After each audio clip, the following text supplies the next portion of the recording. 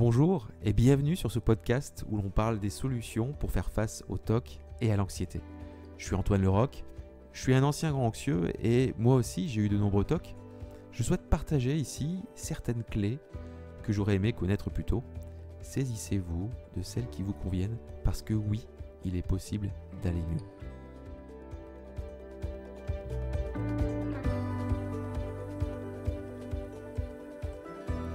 Lorsqu'on souffre d'un trouble anxieux, comme les phobies d'impulsion, les TOC, il y a des moments de crise, des moments où les doutes vont être plus présents et forcément la peur aussi. Quand ça arrive, on est complètement déboussolé. Il y a des sensations étranges, des impressions de perte de contrôle de soi aussi, qui sont accompagnées par des pensées qui vont défiler à toute allure. Alors, à quoi ça peut ressembler ?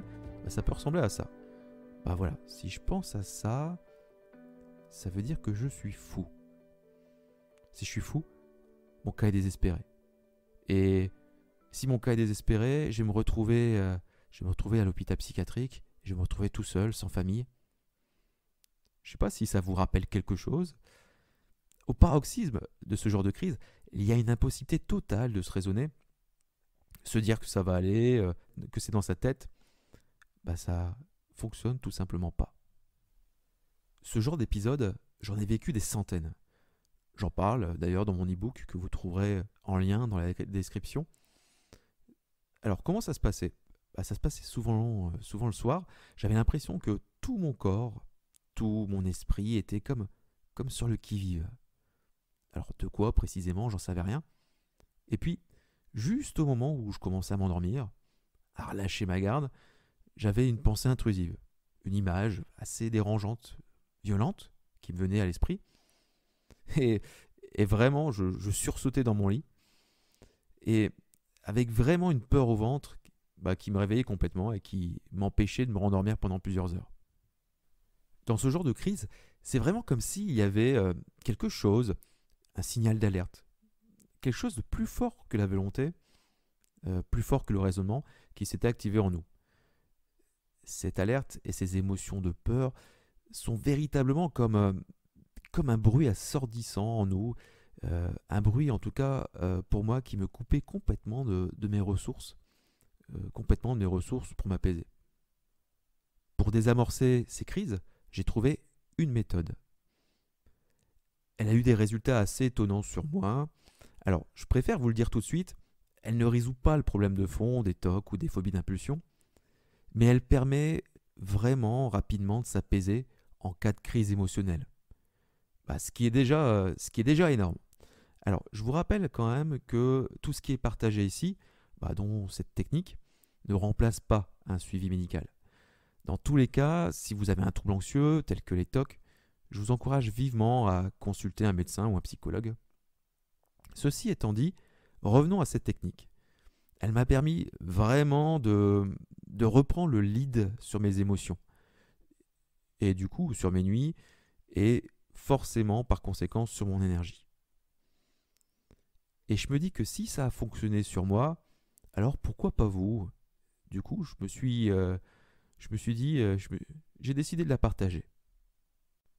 Vous ne trouverez pas cette méthode ailleurs. C'est une méthode, j'ai envie de qualifier de faite maison. Je l'ai construite à partir des différentes méthodes que j'ai trouvées sur mon chemin de guérison.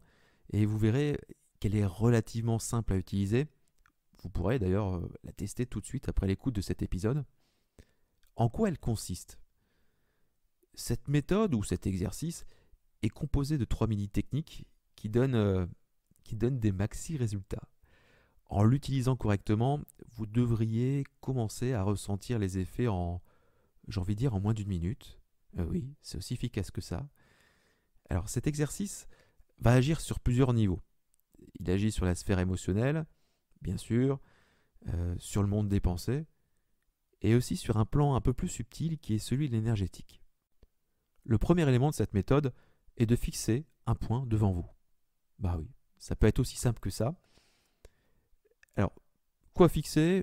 Ça peut être une bougie, ça peut être un objet devant vous. Moi, ce que j'aime bien, c'est d'utiliser les vidéos de Kaleidoscope. Waouh, j'ai réussi à le dire. Je ne pensais pas réussir à le dire du premier coup comme ça. Des vidéos que je retrouve sur YouTube C'est un pouvoir assez hypnotique. Surtout, là, l'important, ça va être d'avoir votre pupille au centre de l'œil. Pour ceux qui ne comprennent pas, ça va être de regarder vraiment droit devant vous. Certains d'entre vous vont peut-être reconnaître ici une consigne qui est donnée en méditation. Il ne s'agit pas ici de méditer. Voilà. Méditer pendant une crise d'angoisse, c'est vraiment très difficile, voire impossible. En tout cas, moi, j'ai jamais réussi. Mais alors, justement, pourquoi fixer un point? Fixer un point va permettre de calmer le dialogue intérieur et donc le mental et toutes les pensées catastrophiques qui défilent dans votre esprit. Il y a un lien très fort entre le mouvement des yeux et ce que l'on se raconte à l'intérieur. Est-ce que vous l'aviez déjà remarqué?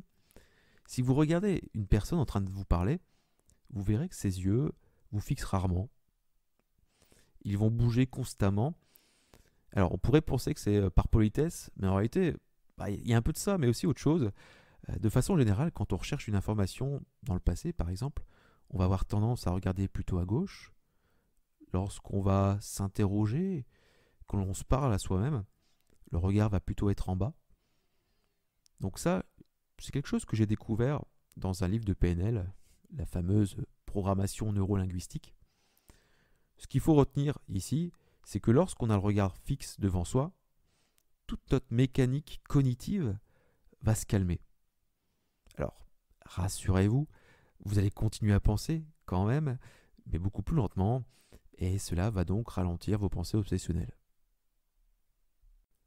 Le second élément de cette méthode est basé sur les méridiens chinois.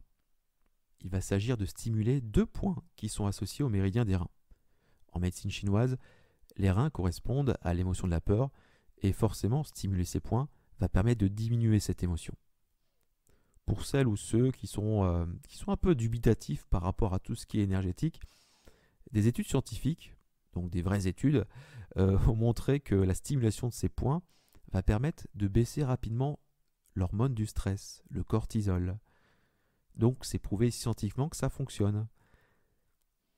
Comment trouver ces points? Ils sont situés juste en dessous des clavicules, de part et d'autre du sternum. Vous savez, cet os plat qu'on a au milieu, au centre de la cage thoracique. Alors, si vous n'êtes pas à l'aise avec ces termes, il vous suffit de rechercher sur Internet rein 27 et vous aurez alors l'endroit précis de ces points.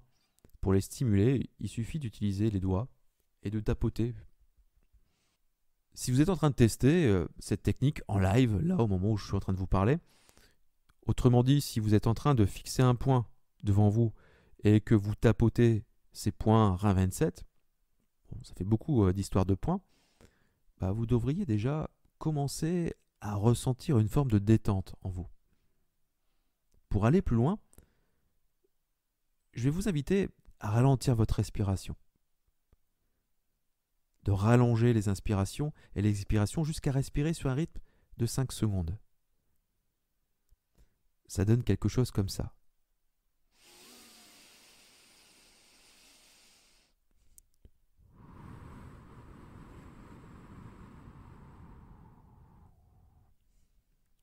Ce rythme de respiration est celui de la cohérence cardiaque. C'est sans doute un nom que vous connaissez si vous avez déjà fait des recherches sur tout ce qui peut diminuer le stress. C'est un des rythmes respiratoires les plus étudiés et qui apporte vraiment de nombreux changements au niveau biochimique dans le corps et forcément qui ramène au calme. J'en parlerai plus longuement dans un prochain épisode. Voilà, vous avez les 3 éléments de cette technique. Ils sont à faire en même temps au moment de la crise d'angoisse. Pour les personnes qui doutent de bien faire cette méthode, j'ai enregistré une vidéo dans laquelle vous pouvez voir la méthode complète. Et pour celles et ceux qui veulent aller plus loin, j'ai ajouté une 4e technique qui est assez difficile à expliquer comme ça en audio. Cette vidéo est bien sûr gratuite et elle est disponible sur mon site dont vous trouverez l'adresse dans la description de cet épisode. Cette méthode est simple. Elle est efficace, mais elle est aussi simple à ne pas faire. Quand on est dans une crise émotionnelle, c'est pas toujours évident de penser à l'utiliser. Du coup, je vous conseille de la tester maintenant, cette méthode, sans être forcément dans une phase de crise. Ressentir ces effets alors que vous êtes dans une phase normale devrait vous pousser à la pratiquer quand vous êtes au plus mal. Je vous encourage donc vraiment à tester cette méthode et me dire ce que vous en pensez dans les commentaires. Parce que oui, il est possible d'aller mieux. À bientôt.